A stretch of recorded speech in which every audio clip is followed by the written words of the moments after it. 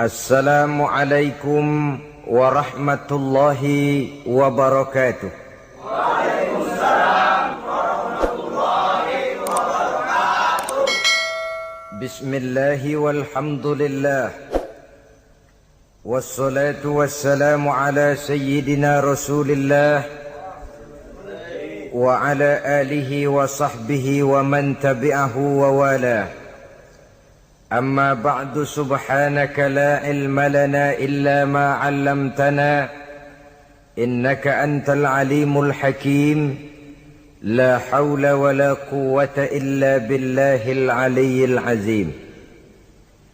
Saudara-saudara kaum muslimin rahimakumullah, sebagai agama sempurna, Islam memberikan bimbingan kepada manusia sejak ia berpribadi, berumah tangga, bertetangga, bermasyarakat, sampai kepada berbangsa dan bernegara. Adalah benar jikalau dalam ayat ketiga surah Al-Maidah Allah Subhanahu wa ta'ala berfirman, Al-yawma akmaltu lakum dinakum wa atmamtu alaikum ni'mati wa raditu lakumul islam dina. Pada hari ini telah aku sempurnakan bagimu agamamu. Sempurna dalam arti bahwa nilai-nilai Islam menyentuh seluruh kegiatan hidup manusia, sejak dari yang sekecil-kecilnya sampai kepada yang sebesar-besarnya. Wa atmamtu alaikum ni'mati, aku cukupkan nikmatku kepadamu. Wa raditu lakumul islam dina, dan aku ridhoi Islam sebagai agama bagimu.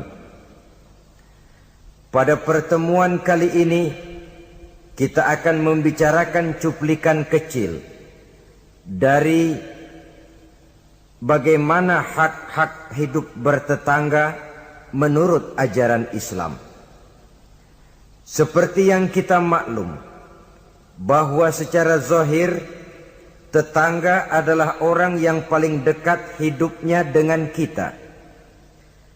Apalagi jikalau kita adalah perantau, walaupun hakikatnya seluruh manusia di permukaan bumi ini adalah perantau. Tapi perantau dalam artian kita jauh dari kampung halaman tempat di mana kita dilahirkan, jauh dari ayah bunda, keluarga, sanak famili, dan handai tolan. Tidak selamanya hidup ini berjalan mulus. Kadang kita berhadapan dengan hal-hal yang tidak menyenangkan. Kadang kita bertemu dengan hal-hal yang tidak kita harapkan. Tentu bukan orang dari kampung yang datang menolong kita lebih dahulu, melainkan tetangga sebelah menyebelahlah barangkali yang akan melaksanakannya. Banyak orang merasa senang tinggal dalam satu lingkungan oleh karena ia mempunyai tetangga-tetangga yang sesuka hidup sosial, bermasyarakat, hormat menghormati, dan lain sebagainya. Tetapi tidak jarang orang merasakan lingkungannya sebagai neraka oleh karena tidak ada tetangga-tetangga yang dapat diajaknya untuk hidup bersosial. Demikian besar perhatian Islam terhadap hak-hak bertetangga ini, sehingga melalui hadis dari Abi Suraij Al-Khuzai, Rasulullah sallallahu alaihi wasallam bersabda, "Man kana yu'minu billahi wal yaumil akhir falyuhsin ila jarihi." Rawahul Bukhari wa Muslim. Beliau bersabda, barang siapa yang beriman kepada Allah dan hari akhir, hendaklah ia berbuat baik kepada tetangganya. Iman kepada Allah dan hari akhir dijadikan taruhan untuk memberikan stres agar kita bisa berbuat baik kepada tetangga. Dengan kata lain, hanyalah orang yang beriman kepada Allah dan hari akhir saja yang akan bisa berbuat baik kepada tetangganya. Kalau demikian masalahnya, bagaimana cara berbuat baik kepada tetangga? Dengan kata lain, apa hak-hak dalam kehidupan bertetangga itu? Melalui hadis yang diriwayatkan oleh Amru ibnu Shu'aib, Rasulullah pernah bertanya kepada para sahabat di satu hari, "Atadruna ma haqqul jar?" Saudara-saudara, tahukah kamu apa hak tetangga itu? Beliau sendiri kemudian menjawab, pertama, izasta'ana bika a'antahu. Apabila ia minta tolong kepadamu, hendaklah kamu memberikan pertolongan kepadanya. Ini merupakan hak di dalam kita bertetangga. Apabila orang datang minta tolong kepadamu dan kamu memang berada dalam satu posisi yang sanggup memberikan pertolongan, janganlah berat tangan untuk menolongnya. Sebab biasanya di dalam kehidupan bermasyarakat, jika kita tidak sanggup menghormati orang lain, jangan berharap orang lain akan mau menghormati kita. Jika kita berat tangan untuk memberikan pertolongan kepada orang lain, suatu saat bila kita mendapat kesulitan pun, jangan terlalu berharap bahwa orang lain akan mau juga menolong kita. Bagaimana sikap kita, begitulah biasanya sikap orang lain kepada kita. Saudara-saudara kaum muslimin rahimakumullah, adat hidup adalah tolong menolong. Kewajiban kita adalah menolong tetangga. Tetapi sebagai tetangga pun, apabila kita minta tolong kepada orang lain, hendaknya dalam batas-batas ukuran yang memang orang lain itu mampu menolongnya. Sesuatu yang kita memang berada di luar kesanggupan kita mengerjakannya. Jangan lalu menjadikan orang yang menolong kita sebagai satu andalan. Sebab biasanya sekali ditolong langganan. Setiap datang kesulitan, ke situ lagi kita lari. Manusia pada waktu-waktu tertentu punya juga titik jenuh. Ya, kalau duitnya lagi ada, pikirannya lagi enteng, napasnya lagi lega, mungkin dia mau menolong orang. Sekali, dua kali masih juga ditolong. 3 kali barangkali juga mungkin. 4 kali ke atas mukanya udah rada butek.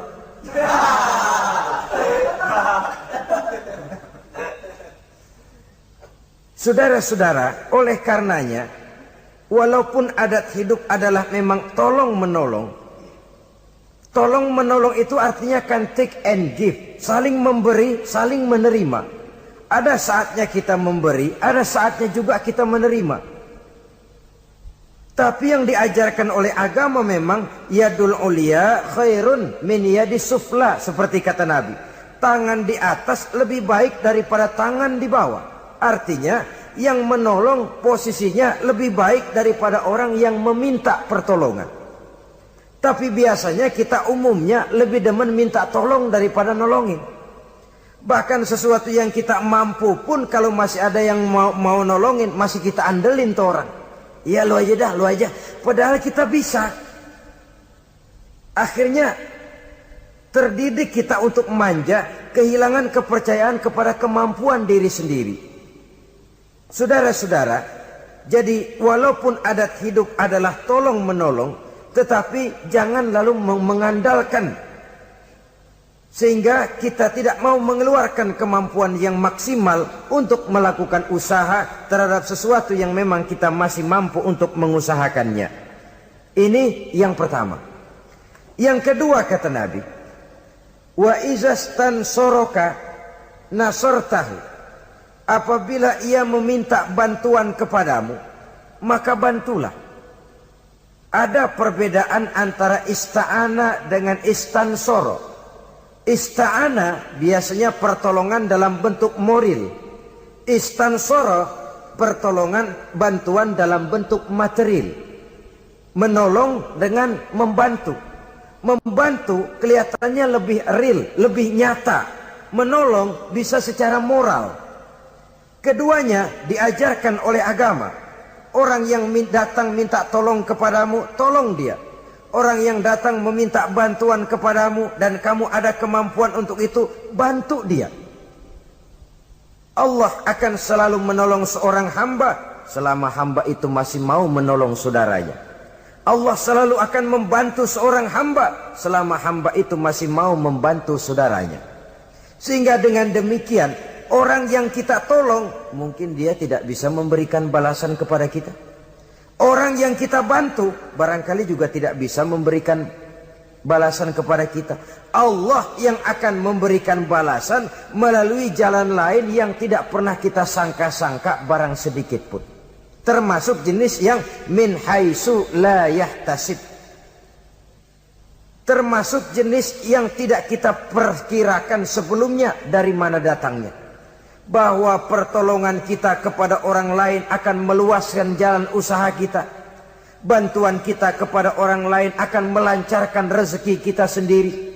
Tidak ada orang jatuh miskin karena rajin membantu orang lain. Tidak ada orang jatuh bangkrut karena murah tangan rajin sedekah. Wah, dulunya dia kaya banget Pak, cuman kerajinan sedekah bangkrut sekarang. Tidak ada. Belum pernah ada terjadi itu. Bukan bakhil yang menyebabkan orang jadi kaya, bukan sikap pemurah yang menyebabkan orang jatuh miskin. Malahan saudara-saudara, kaya itu kan ada dua macam tuh. Ada kaya majazi, ada kaya hakiki. Yang dinamakan kaya majazi, orang yang banyak hartanya tapi miskin hatinya. Sebenarnya hidupnya cukup, tapi dia masih selalu merasa kurang, maka dia tidak pernah cukup. Duitnya banyak, tapi perasaannya selalu miskin, maka dia miskin terus. Duitnya 1 juta, hilang 1.000, yang 1.000 dia pikirin, botak palanya.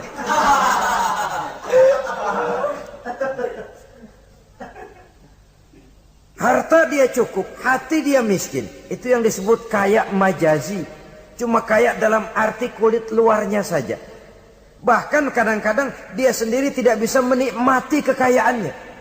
Jangankan orang lain, dirinya sendiri tidak bisa menikmati kekayaannya. Konon lagi akan memberikan bantuan kepada orang lain.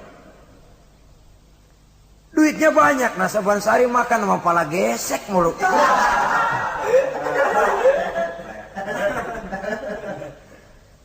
Jangankan orang lain, dia sendiri tidak bisa menikmati kekayaannya. Hawanya udah mau tekor aja udah.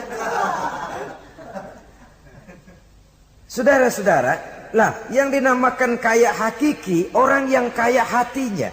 Ini sumber kekayaan.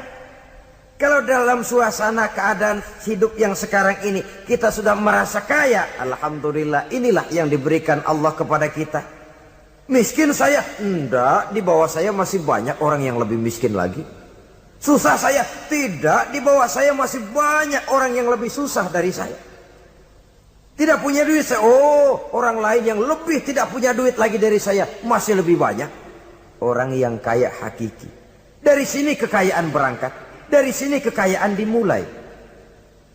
Oleh karena itu biarin duit kita banyak asal hati kita kaya, nggak apa-apa.